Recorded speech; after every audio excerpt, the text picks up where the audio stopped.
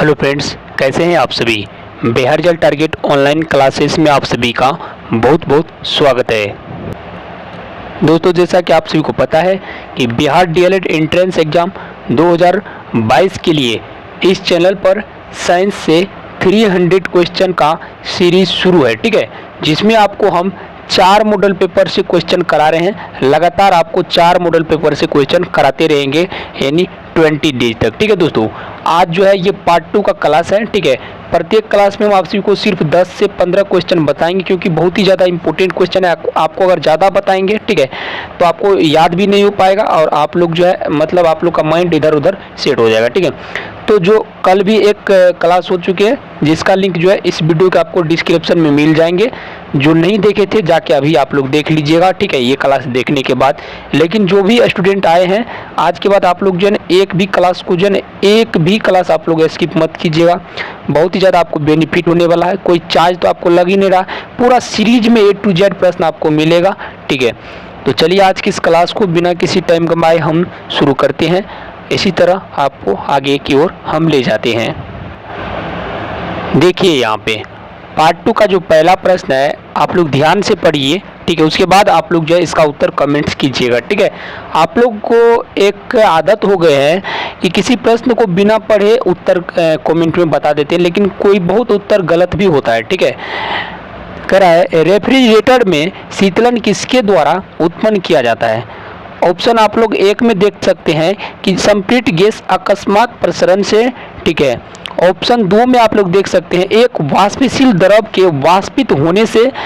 तीसरा नंबर का प्रश्न है वह बर्फ जो हिमीकरण यंत्र में निक्षेपित होती है। और चौथा नंबर का देखिए कह रहा है इनमें से कोई नहीं, ठीक है।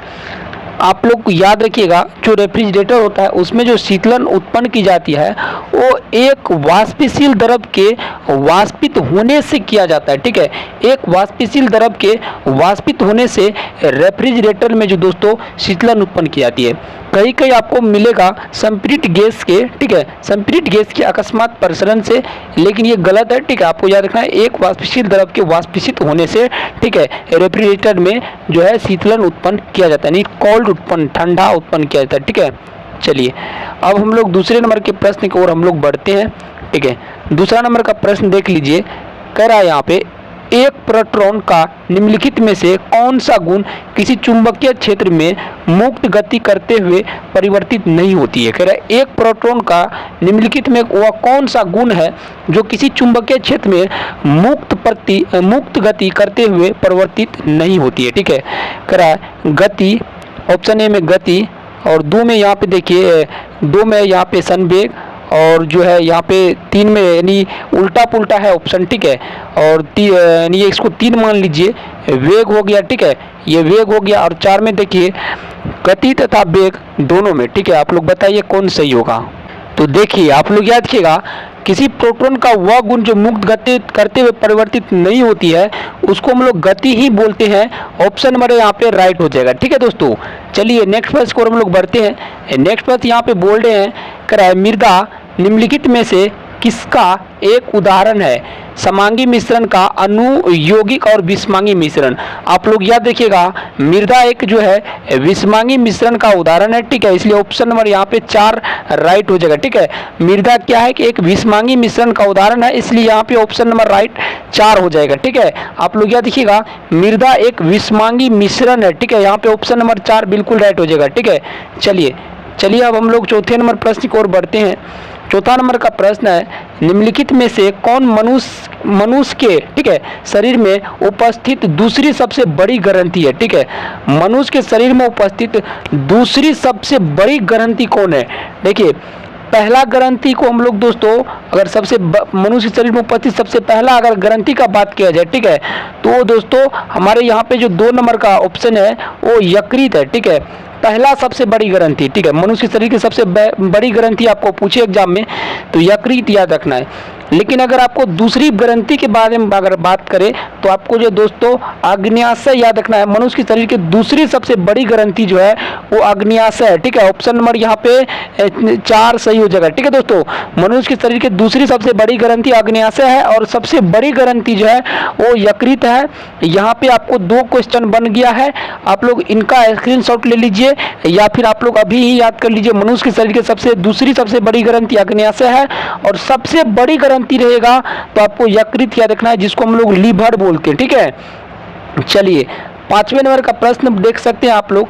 5वें नंबर का प्रश्न है संक्रमण रोग और, ठीक है, और बाह्य प्रभाव से शरीर की रक्षा करने वाली कोशिका कौन सी है। संक्रमण रोग और बाह्य प्रभाव से शरीर की रक्षा करने वाली कोशिका कौन सी है, आप लोग बताइए।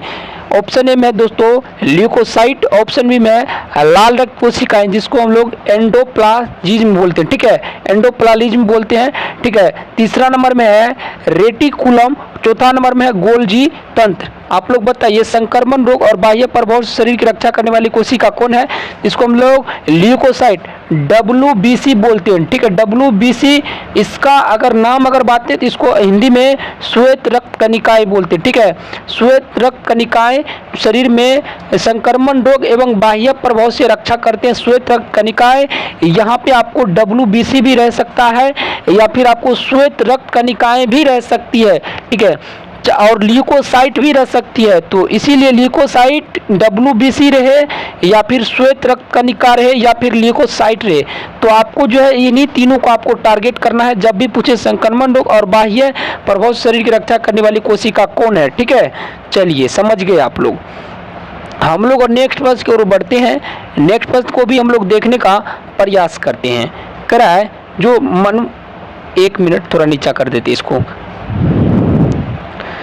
करा मानव शरीर में लाल रक्त कोशिकाएं में उत्पन्न होती है, ठीक है। मानव शरीर में लाल रक्त कोशिकाएं में उत्पन्न होती है। आप लोग बताइए कि मनुष्य के लाल रक्त कोशिकाएं उत्पन्न होती है, कोशिकाएं में उत्पन्न होती है यकृत, ऐच्छिक मांसपेशियों, आग्नेयाशय, अस्थि मज्जा, ठीक है।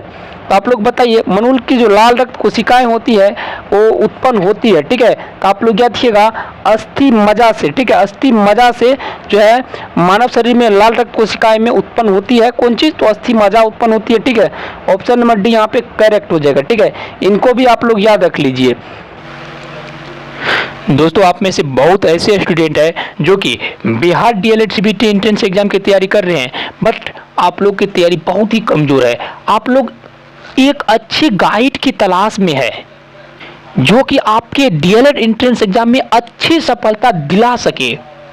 तो उसी को ध्यान में रखते हुए हम आप सभी के लिए बहुत ही बेस्ट स्टडी गाइड लेकर के आ गए हैं दोस्तों, चक्षु का, ठीक है दोस्तों। अगर आप लोग अपने DLED CBT एंट्रेंस एग्जाम में बेहतरीन सफलता चाहते हैं तो आप लोग चक्षु प्रकाशन के एक गाइड जरूर खरीद लीजिएगा दोस्तों।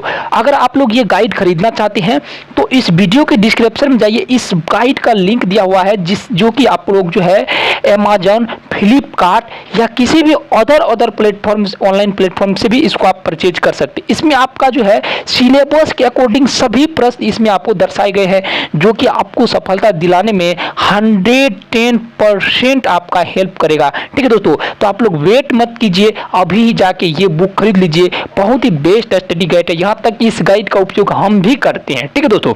तो जाके आप लोग जो है इस गाइड को जल्दी खरीद लीजिए। धन्यवाद। चल 7वें नंबर का प्रश्न है, देख सकते हैं आप लोग। करा है निम्नगण, ठीक है, निम्नगण वस्तुओं का पता लगाने के लिए प्रयोग की जाने वाले या प्रयुक्त की जाने वाले उपकरण को कहते हैं, ठीक है। निम्नगण वस्तुओं का पता लगाने के लिए जो प्रयुक्त की जाती है उपकरण उसको हम लोग क्या बोलते हैं, सोनार, उत्तकों, स्पंदक, ठीक है, और ग्रंथियों। तो आप लोग याद क्या, जो निम्नगण वस्तु उसके जो पता लगाने के लिए जो उपयोग करते हैं निमग्न वस्तु का, ठीक है, तो उसको हम लोग दोस्तों सोनार बोलते हैं, ठीक है।